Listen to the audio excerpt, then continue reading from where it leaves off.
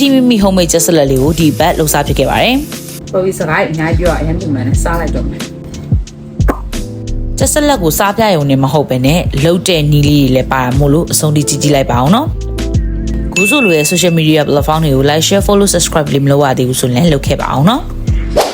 Hello အားလုံးပဲမင်္ဂလာပါကိုစုလိုပါစမြမှာဒီဘက်မှာတော့ just လေးလှုပ်ရှားဖို့အတွက်ဈေးသွားဝယ်တဲ့အချိန်မိုးမိခဲ့ပါတယ်ဒါလေးကတော့ဈေးဝယ်ပြီးတော့အသေးအံပြန်လာတဲ့အနေထားလေးပေါ့နော်မိုးကတော့တော်တော်လေးတဲတယ်အဲ့တော့ just လေးလှုပ်ရှားဖို့အတွက်ဘယ်လိုတွေပြင်ဆင်မလဲဆိုတာကိုလိုက်ကြည့်ကြည့်နော်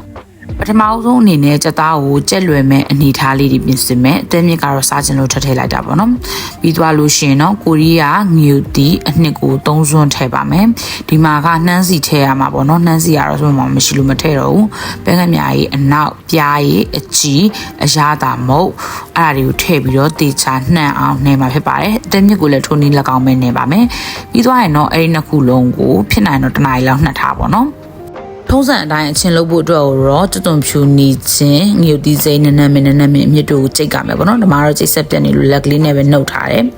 ပြီးသွားလို့ရှိရင်ဒါကမော်ဇယ်လာမဟုတ်ပါဘူးဒါကထညက်ပါထညက်ကတော့အချင်းလုပ်ဖို့အတွက်ဆိုမြန်မာထညက်အမဲစုပူကောင်းတယ်ဒီမှာတော့ထညက်အဖြူပဲရှိရပေါ့နော်ဒါပေမဲ့ကျန်တာကနည်းနည်းပူဆန်မယ်ထင်တယ်ဒီဟာကလေကဲထားပါတော့အဲ့ဒါလေးကိုဆိုမှကြိုလိုက်မယ်ကြိုပြီးသွားလို့ရှိရင်အဲ့အရေးလေးကို9စွန်း6စွန်းလောက်ထည့်မယ်ပြီးရင်မကြီးသီးလေးကို9စွန်း6စွန်းလောက်ထည့်မယ်ငမြကြီးထည့်မယ်ရတာမုတ်ထည့်မယ်ပြီးသွားလို့ရှိရင်တကြားလေးထည့်မယ်ပြားရည်လေးလည်းနည်းနည်းထည့်မယ်ပေါ့နော်ပြီးသွားရင်အရှမ်းအရသာရှိတဲ့အချင်းလေးရသွားပါပြီပြီးရင်တော့နှမ်းလေးကတော့ကြာရင်တော့ထည့်ပေါ့နော်အဲ့ဒါပြီးတဲ့အချိန်မှာတော့ဒါတနားရီလောက်နှက်ထားတဲ့အသားတွေပေါ့နော်အဲ့အသားတွေကတော့ပုံမှန်ဆိုအကင်အိုးလေးနှလုံးကမှအကင်အိုးမရှိတဲ့ကြောင့်မလို့ထဲနေထဲမှာစီနည်းနည်းလေးထည့်ပြီးတော့လှိမ့်လိုက်မှာဖြစ်ပါတယ်ပြောရမှာဆိုကင်နဲ့စတိုင်လေးနည်းနည်းဖြစ်သွားအောင်ပေါ့နော်အဲ့ဒီအသားတွေကိုလှိမ့်ပြီးတဲ့အချိန်မှာတော့တခြားအသီးအရွက်တွေလည်းဆွဲမုံဝယ်လာပါသေးတယ်။မှမှုတို့ပါတော့ပေါ့နော်အဲ့ဒါလေးတွေကိုလည်းတခါတည်းအဲ့တဲ့ဦးထဲမှာပဲအရသာဝင်အောင်လှိမ့်နိုင်မယ်လှိမ့်ပြီးတော့ပြင်ဆင်လိုက်မှာဖြစ်ပါတယ်။နည်းနည်းတော့ထုံးစံတိုင်းပဲညှော်တာပေါ့နော်အကင်ဆိုတော့မိုးရုံးပရိသီကစွန်းရွက်အစုံအလင်ကိုအဲ့လိုမျိုးစီလေးနဲ့လှိမ့်ပြီးတော့ပြင်ဆင်ပြီးသွားတဲ့အခါမှာတော့အရန်ကိုစားခြင်းစပွဲဖြစ်နေတဲ့ကြက်စလက်လေးကိုရရှိပြီပဲဖြစ်ပါတယ်နီးအဲ့တော့ကြက်စလက်လေးပေါ့နော်စားပြပါတော့ပေါ်ပြီးစကားအများကြီးပြောအရင်ကမှလည်းစားလိုက်တော့မယ်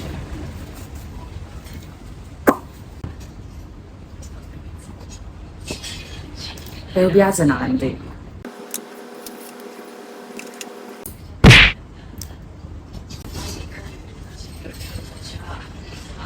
စုပ်ကိုဒီနေ့လည်းမတက်တာ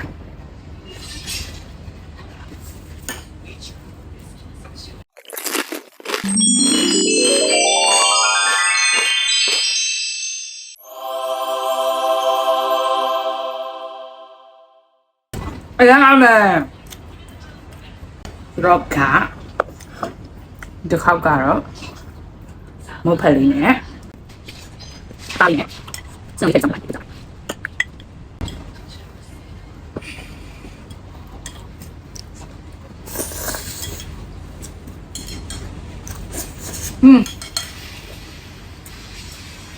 ကောင်းလား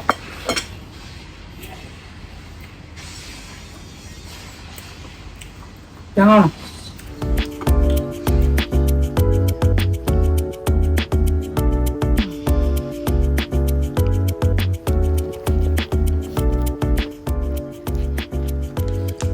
အသားကင်နဲ့အလိုက်ဖက်ဆုံးဖြစ်တဲ့ဗျာလေးကိုလည်းပြင်ဆင်ပြီးတော့တောက်ဖြစ်ခဲ့ပါသေးတယ်ဒါကတော့ကလေးအတွက်မဟုတ်ပါဘူး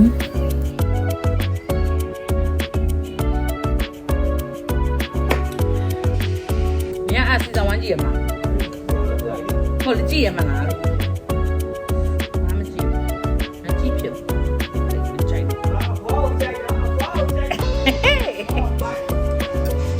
ဝါရကောကြ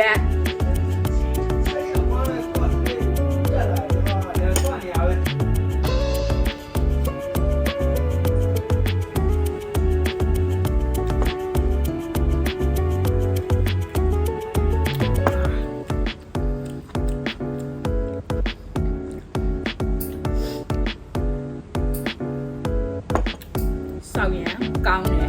ကျက်စလက်လေးပါ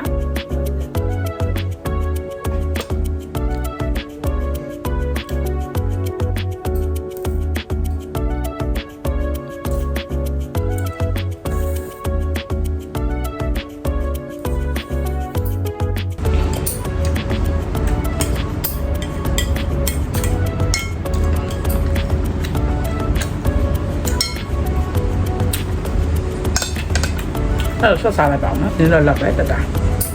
ခုကတော့ဘာလဲဆိုတော့တီကျိတ်တော့မှာတီကျိတ်တော့မှာ ဗီဒီယိုလေးကိုအဆုံးထိကြည့်ပြီးတော့ channel လေးကို subscribe လုပ်ခဲ့ဖို့လည်းမမေ့နဲ့နော်အားလုံးပဲတက်တာနောက်ပတ် vlog လေးလုပ်မယ်ဆိုတော့စောင့်ကြည့်ပြီနော်